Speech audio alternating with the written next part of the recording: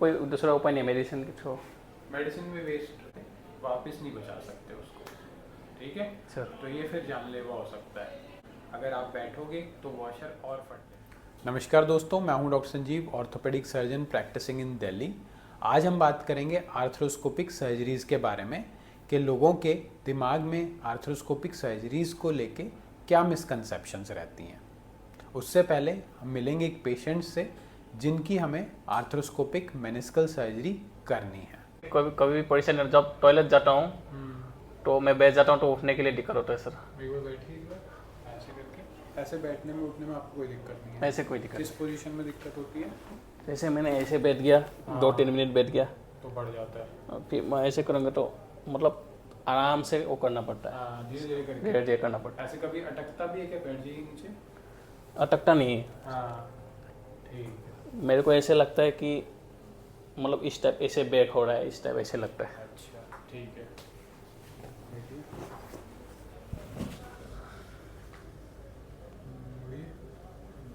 कहीं दबाने से दर्द होगा तो बताना है। ऐसे कोई दर्द नहीं।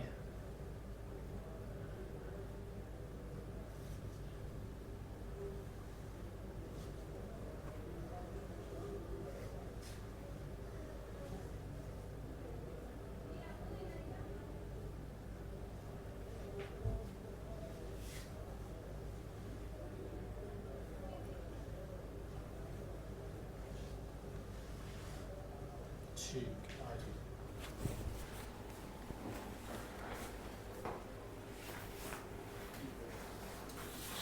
विक्रम, आपको इसके अंदर मेनिस्कस के अंदर चोट आई है। मेनिस्कस वॉशर होता है हमारे घुटने का, सर। जो घुटने के बीच में रहता है। दोनों घुटने की ऊपर वाली और हड्डी और नीचे वाली हड्डी के बीच में सर। कुशन रहता है, जिसकी वजह से हमारा घुटना आपस में टकराता नहीं है और हड्डी आपस में टकराती नहीं है, तो पेन कम रहता है सर। ठीक है। वेट डिस्ट्रीब्यूशन हो जाता है पूरे जॉइंट में। तो हाँ। उसके अंदर इंजरी होने की वजह से, वॉशर खराब होने की वजह से परेशानी आपको हो रही है। अगर हमारे इसके अंदर देखेंगे तो ये हमारा वॉशर होता है। हाँ सर। ये जो दिख रहा है काला काला, दोनों हड्डियों के बीच में, ऊपर वाली हड्डी और नीचे वाली हड्डी के बीच में। सर। तो इसके बीच में सफ़ेद सी सिग्नल इंटेंसिटी आ रखी है।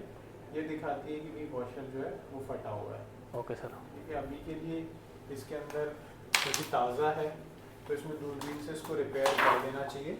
अगर आप इसको बार बार इस्तेमाल करोगे तो ये रिपीटेड यूज़ की वजह से, बार बार इस्तेमाल की वजह से वो ख़राब हो जाएगा। ख़राब हो गया तो फिर वो जॉइंट को भी ख़राब करेगा, पूरे को। जॉइंट ख़राब होगा तो तुम्हें जो उम्र के साथ आने वाले बदलाव होते हैं वो बहुत जल्दी आ जाएंगे। ठीक है, तो दूरबीन से इसको रिपेयर किया जाता है, अपनी जगह पर बिठाया जाता है, सही हो जाता है। ठीक है, इसका सर मेडिसिन कोई दूसरा उपाय नहीं है मेडिसिन के थ्रू?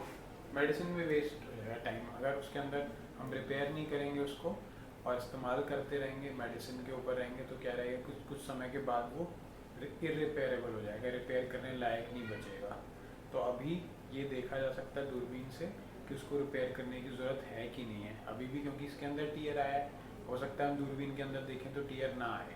ठीक है, सिर्फ वो अंदर, वॉशर अंदर से फटा हो, बाहर से जब हम देखते हैं तो उसमें ना दिखे, तो वो फिर दवाई से हील हो सकता है। लेकिन अभी अगर हमने कोई उनका टीयर मिस कर दिया, वॉशर के अंदर टीयर हुआ और हमने सोचा कि मेडिसिन से सही हो जाएगा, लेकिन समय के साथ वो हमने उसको इस्तेमाल किया जोड़ को और वो ख़राब होने लग गया, तो फिर उसको वापस रिकवर नहीं कर सकते, वापस नहीं बचा सकते उसको। ठीक है सर। तो ये फिर जानलेवा हो सकता है। वॉशर ख़राब हो सकता है पूरे तरीके से, जोड़ पूरे तरीके से घिस सकता है, तो ये ध्यान में रखना है।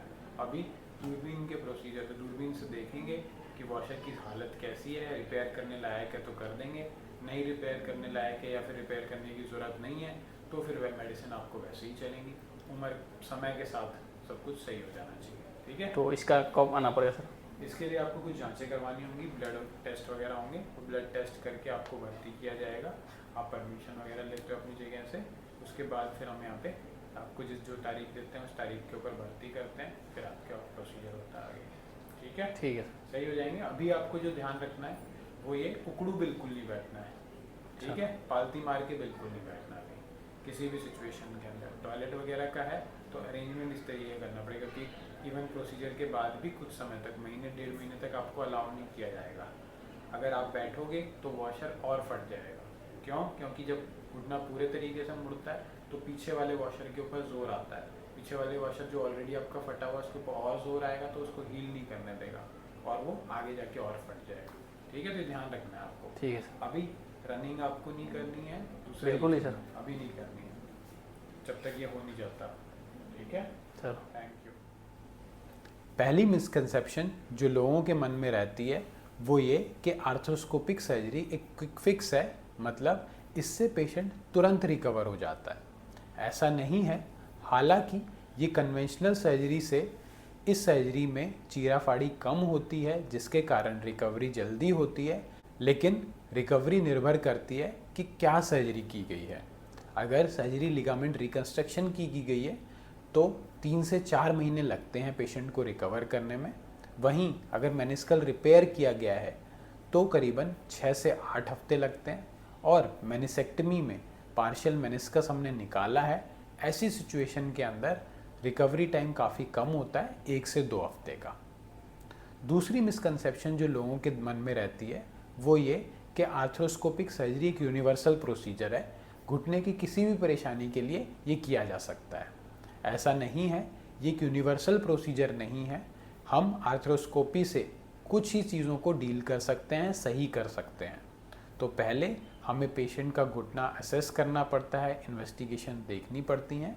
उसके बाद हम ये प्लान करते हैं कि इस पेशेंट की आर्थ्रोस्कोपी सर्जरी की जा सकती है या नहीं। Thank you.